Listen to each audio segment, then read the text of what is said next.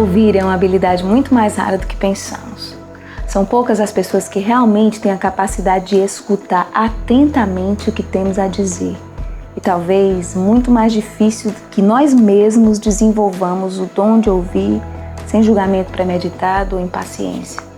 Nós lidamos todos os dias com tantas vozes, tantos barulhos, sons e informações que as relações são muito mais fundamentadas em uma quantidade enorme de monólogos vazios do que diálogos realmente frutíferos. O pior dessa perda auditiva é a incapacidade de ouvir a si mesmo, de ouvir o próprio coração, porque sem ouvido para ouvir a si mesmo, não se desenvolve nunca um ouvido para ouvir mais ninguém. A nossa dificuldade em realmente ouvir quem somos e o que se passa dentro de nós atrapalha a nossa autopercepção, confunde a nossa mente e constrói um monte de ideias erradas a respeito de nós mesmos. Eu acho que não falo apenas por mim quando eu paro para contar as tantas vezes em que eu me peguei pensando: puxa, mas eu tinha certeza que era isso mesmo que eu queria. Nós não nos conhecemos porque não conseguimos nos ouvir. E não conseguimos nos ouvir porque o segredo para essa capacidade de ouvir a si mesmo começa no exercício de ouvir a voz de Deus.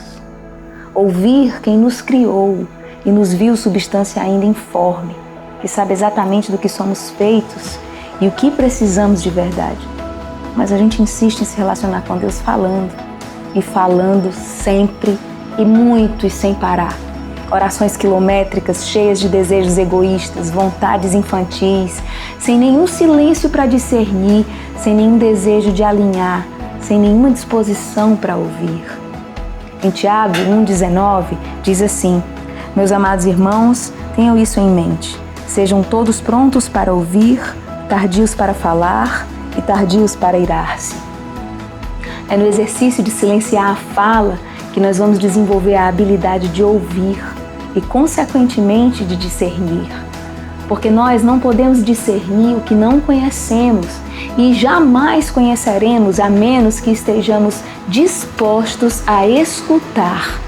A palavra de Deus diz que a fé ou a confiança gerada no Senhor vem pelo ouvir e ouvir Deus e a sua palavra.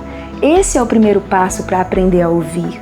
Ouvir quem Deus é e, por consequência, quem somos. Ouvir o coração e discernir quando a sua voz é enganosa. Ouvir os nossos irmãos e suportá-los em amor. Ouvir o clamor dos que precisam de Deus e de nós. O desafio para os nossos dias barulhentos é aprender a calar para ouvir. Aprender a meditar no que ouvimos para conhecer quem somos e quem são as pessoas que nos cercam. Quem sabe, assim, começar a responder mais assertivamente as perguntas da nossa geração, com a humildade de quem entende que precisa ouvir muito e opinar pouco, a exemplo do carpinteiro de Nazaré que escolheu ser ovelha calada, ofertada em favor de muitos, com a candura de quem reconhece que precisa estar atento aos dilemas do outro, também a exemplo de Jesus, que era econômico nas falas, mas extremamente eficiente no acolhimento. Que Jesus, a ovelha muda, te dê ouvidos para ouvir sua doce voz e abençoe você.